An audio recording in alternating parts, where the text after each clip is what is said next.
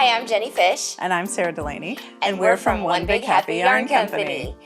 Welcome to our log cabin make-along. We're calling it a make-along this time because I'm going to be showing you the knit version in this episode. And I'll be showing you the crochet version in another episode. We love the fact that we can make the same project in both of our unique styles, knitting versus crocheting, and we can work together as friends to make this. Yep. And so let's get started with the knitting portion. First, we're both using the same brand of yarn. Oh, the sheep cheese. I love this yarn. A lot of different reasons, but I'm going to show you my absolute favorite thing about this yarn. You know what I'm going to talk about. I know what it is. You ready? These skeins have this little pull tab on them. And they say easy start, so you can pull right there. So this is the Sheepsies Stone Wash. Yep, and we also have the river washed. So we have almost 20 colors in both lines of yarn, and they mix and match beautifully. Yes, what I did to pick my colors, I literally went in there and randomly picked 5 colors, and they work together. It's 78% cotton and 22% acrylic, so it's washable. Yep, washable and dryable. Toss it in the machine, you're good. And it's perfect for Project Linus projects because there's no wool in it. Yep. So, yeah, I love this yarn. It's so soft.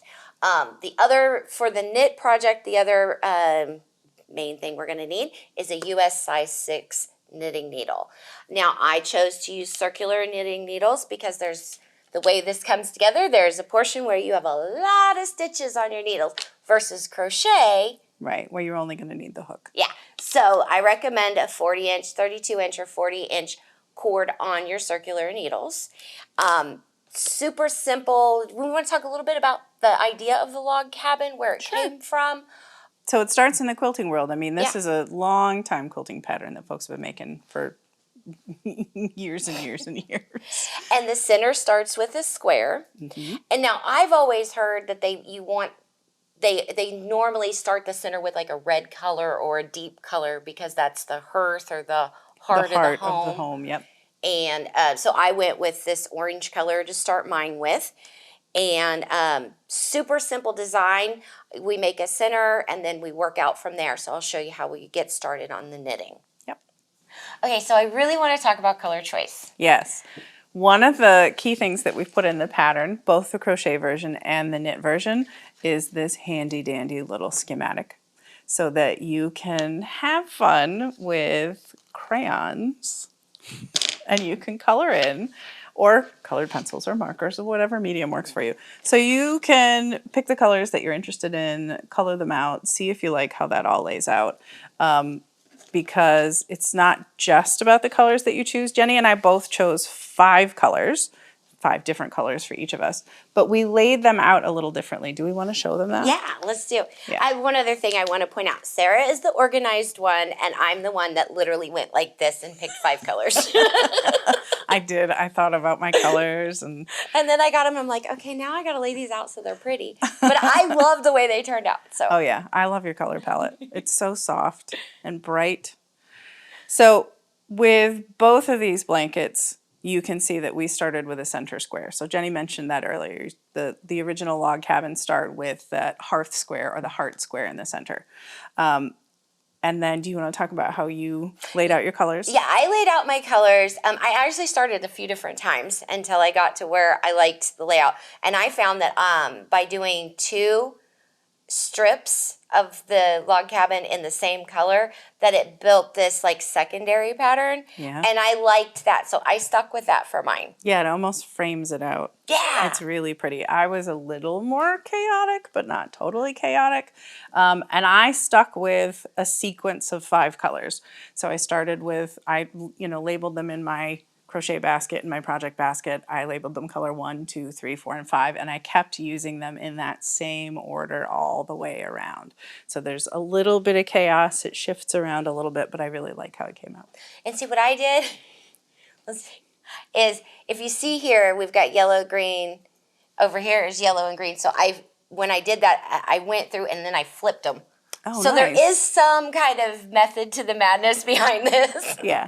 So you can be really organized with how you arrange your colors and how you use your colors. You could also be totally chaotic. Put them in a closed bag or put them in a basket that you can't see and just randomly grab the next color and use it. Or being very organized is also good. It's however it works for you, whatever soothes your soul and helps you move the project forward. Yes, absolutely. And then also too, what I noticed, and I think we were talking about this earlier, is when I was done with my project, I had a couple of colors where I had way more yarn left over and a couple of colors where I had barely any yarn left over. Yep. So don't be surprised if that happens. It's the nature of the project. And you can always make this bigger if you want to get more yarn, get some more colors. It lends itself to that really well. Yeah, you can just keep going and going. And you'll see as we go along with the pattern that you can really just keep going and going and making this as big as you want. But we stopped after 10 balls of yarn. Yeah, so 10 skeins of yarn. It makes a great lap size blanket or a great kid size blanket, but you can just keep going. This could be queen size, king size. You could make a tent out of it if you were so determined. But you know how like sometimes they know, oh, you use yarn, you're a knitter, you're a crocheter, here's a whole bag of grandma's yarn. You could use that up and just keep going. Perfect use. Okay, so to knit, we are using well, that didn't look pretty. Let me fix that for you guys. Okay, we are using a US size 6 circular needle with a 32 to 40 inch cord and the sheep sheaves yarn. So why are they using such a long cord, Jenny? Yes, we're using the long cord because as you work along, you'll be picking up stitches. And every round, because you're working from the center out, and every time you come around to a different side, you're picking up more and more and more stitches. And you'll need the space on the cord to hold those stitches. Versus crochet, You only ever have one stitch on the hook, so. there's good to bad to everything. It's preference, personal preference. Yep. Okay. So to get started, we just do a simple long tail cast on. And if you need additional help with the long tail cast on, we do have a stitch support video. Okay, so to get started, let me just double check the pattern here. We are casting on 24 stitches. So did you leave your tag on there? I did. I did too. I did. I think that's so clever, the easy start tag. It's pretty funny when I got to the end and I needed to weave in all the ends. All the tags were hanging off the back. Okay, so I've gone ahead and made a slip knot, and I'm going to use the long tail cast on for 24 stitches. Oh, you're so fast with that. Thank you. But again, there is that video if you need to see it a little bit slower, refresh your memory on how to make the long tail cast on. Yeah, don't worry if your cast on is a little bit slower. Especially if you're newer to knitting. I mean, how often do you cast on? Only at the start of your project. Exactly. And the important part is consistency of your stitches and making sure that they're not too loose or too tight. Because especially in this project, it really is important to keep your cast on loose.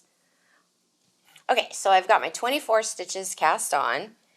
Now, row 1, very, very simple. You just go ahead and you knit to the last stitch. So it's just, everything in this project is done in garter stitch. That's where you knit on both sides. So now I'm just going to go ahead and knit till I get to the last stitch. Yeah, so much of this project for both of us is sort of, autopilot work.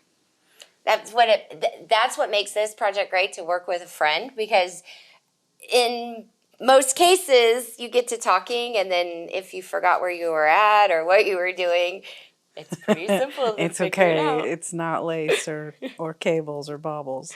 Right, you're not going to get done hanging out with your friend and get home and go, oh, I got to rip all that out. How many times have you done that when you've gone to a knitting group? This is probably a wine-safe project. Exactly. Absolutely.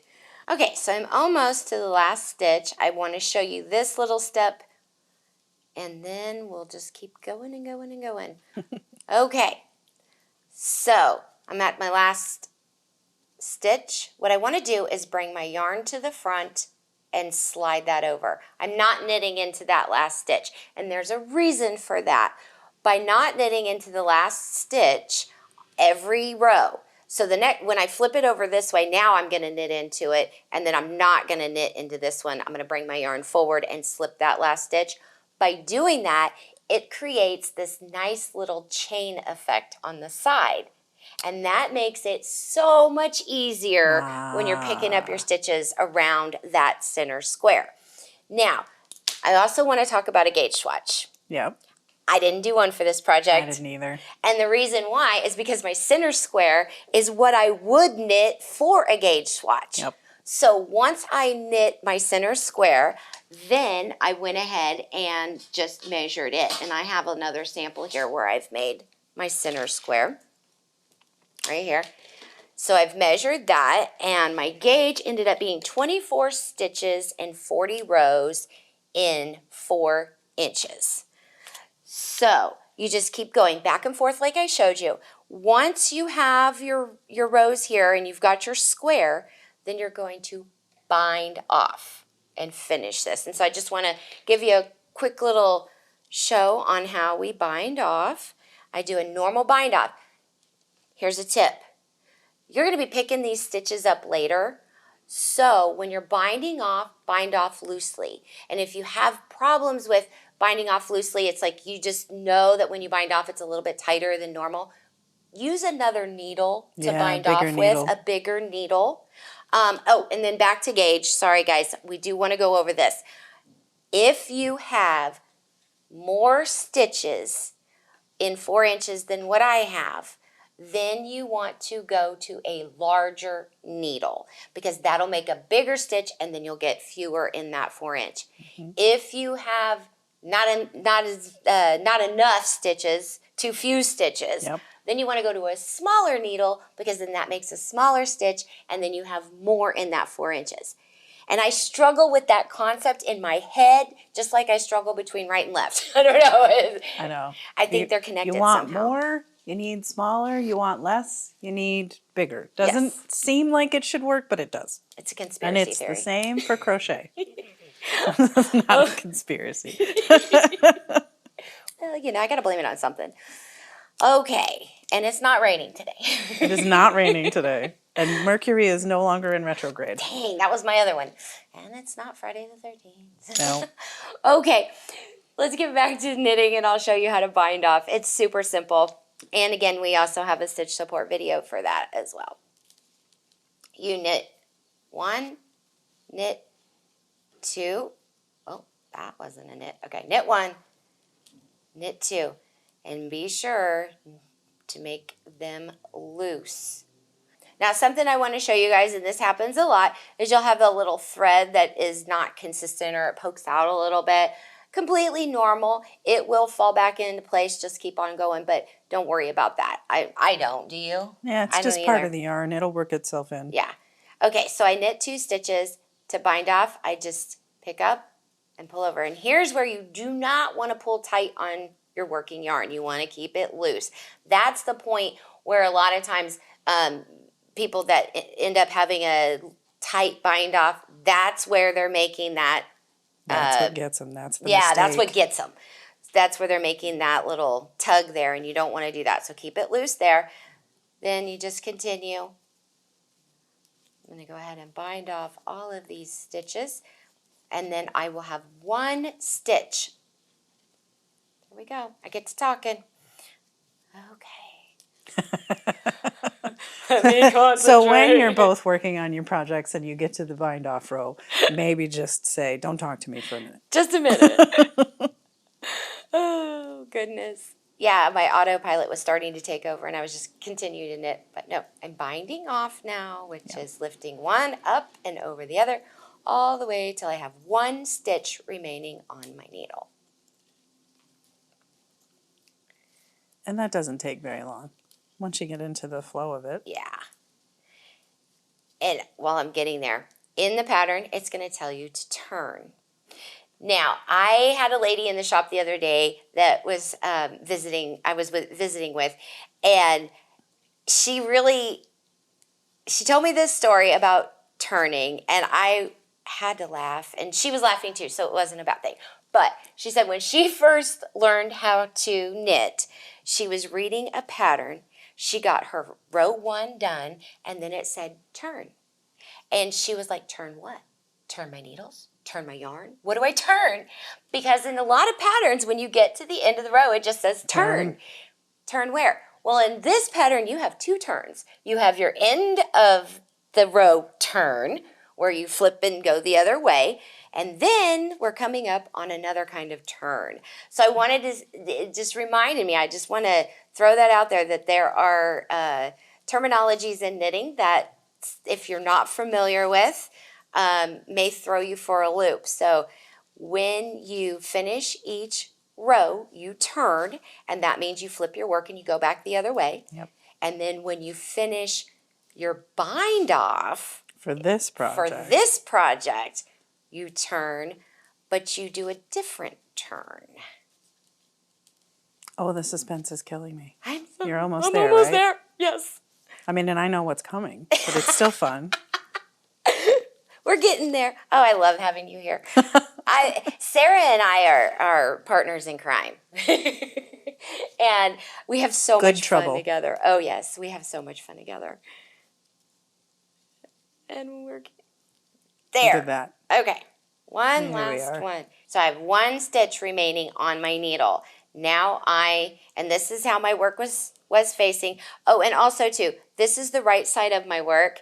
Because garter stitch looks the same on both sides, you may want to go ahead and put a locking stitch marker on the right side of your fabric so that you'll know if you get turned around which one is the right side of your work where you're at. It's just a helpful hint there. Okay, so we're looking at it like this, and now we turn a quarter this way. Oh, you're turning 90 degrees. 90 degrees. Yeah. 90 degrees. Not turning over. Yeah. Turning the work. Turning the work. We're not flipping it or anything. We are just literally, we ended at the end of our bind off here, and we're going boop like this. Now, we're going to pick up, see, this is where we slipped the last stitch. See how nice that edge is? Yeah, that's so pretty. That makes that pickup a lot easier. Oh, yes. Because if you don't, here's one I purposely did not slip this last stitch so I could show you. That's what it'll look like if you don't slip that last stitch. Oh, yeah, those slip stitches are so pretty. And this is what it does when you slip it. Now, if you forget and you accidentally knit that last stitch, it's not the end of the world. You can still continue on. You don't have to take your work out and start over. No, you're just going to pick up in this little area right here like that. Just go through that little nub, I guess you would call it, but right there. Yeah, it almost looks like a pearl bump. Yeah, it almost looks like a pearl bump, and you just go right through there. Don't worry about ripping it out and going back, and just remember the next time around, because you're going to be going around and around doing strips. Yep. Okay, so now I'm on strip 2, and I'm going to pick up all these stitches around here. Now, in our pattern and our diagram, it will tell you how many stitches are on each side. Something else I want to stress. Do not stress if your number does not match what's in the pattern. There's a lot of forgiveness in this pattern. Yes. And as you go along, as long as you have picked up all of these stitches here, your project should lay flat. If you do happen to see some puckering, you may want to go back to the pattern. Yep. If you have too many, you may want to knit 2 together. If you don't have enough, you may want to pick up another one underneath there and fudge it a little bit, and that'll be fine. But very forgiving, very easy to just pick up and knit. And let me just show you what that looks like when you're inserting a new yarn. Oh yeah, you're going to change color. Yeah, you change color, and you have your schematic, so you've probably already colored in which color you're putting where in your project, or you can follow just like us. That schematic is one of my favorite things. I like to color a lot as a kid. Or you can just pull it out of a bag. Yep. Whatever. It's very fun. And you're doing this with a friend. You're going to be talking, hanging out. You should be having fun with this. You should be having fun with it. Okay, so let me show you what I just did. I made a loop. I wrapped it around, and then I pulled it through there. Okay, so that's one stitch there. Now here's where we pick up along that edge. These are the ones I slipped, so it has that nice little edge there. I just slide in. Oh, that's so easy. Yeah, it's better than fighting with those little purl bumps that happen on the side. Oh, yeah. I go all the way down this row. Go all the way down here.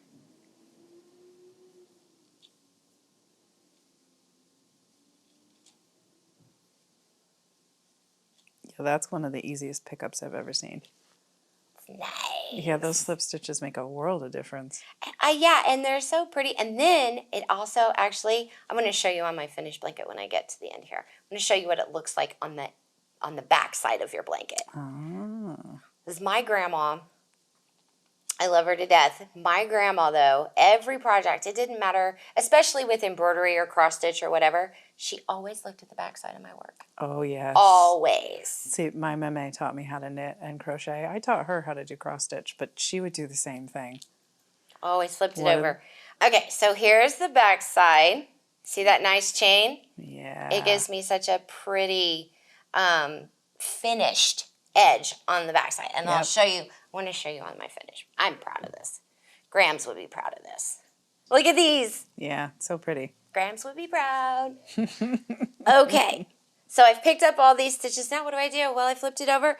Now you just knit all the way back except for that last stitch. You slip it. You continue going. And follow the pattern. It'll tell you each time, each little strip. See, here's, okay, so we started here, knitted across, bound off, and then we came across here, picked up all these stitches. You do the same thing. Now you've gone from a square to a rectangle on these strips. They're not the same as the square, but the pattern will show you that. And with the great thing with garter stitch is you can count your ridges. Count your ridges, Each yep. ridge is two rows. rows. So that'll help keep you on track too. It's really like a no thinker. You can talk and hang out with your friends, and then you just keep going around and around and around, changing out your colors. Now what I did, like I said earlier, when I got to the end of my blanket, I had a couple of colors where I had a lot of extra. And so what I did with those is I put a border on it. Ah. So I did, and I made it just... Oh, you did your border the same way I did. Really? Yeah. How cool! So I kept in pattern of the log cabin. I just made it narrower, and I went 2 rows of the teal, 2 rows of the rust orange, and then I just bound off and then you turned your work and you did the next side. Yeah. Yeah, so you did one whole side and then turned it and did the other whole side. Yep. Yep. You can see how that's all put together there. Just kind of kept in that same It's so pretty. pattern. So that is the knitted log cabin. Okay, so this is the knitted version of the log cabin blanket. And then in the next episode, Sarah's going to be doing A crochet version. So we really appreciate you stopping in, watching, hanging out with us. We also have a Facebook group. It's called One Big Happy Yarn Company Makers. So if you're hanging out and knitting and crocheting with your friends, take some pictures, post them on there. We'd love to see it. Yeah, we love to see your work. You can get your kit at onebighappy.com. Yep. The kit includes the yarn and the pattern, and you can choose between the crochet version Or the knit version. or the knit version, yeah. And we'll have the same colors on both kits. So if you're a crocheter but you really love the colors that Jenny chose, there'll be a kit for you, and vice versa if you're a knitter and you like the colors that I chose. If you're enjoying these videos with us, be sure to subscribe and click the bell below to be notified every time there's a new video. And happy Happy making! making. Yes, I'm so used to saying happy knitting. Happy making.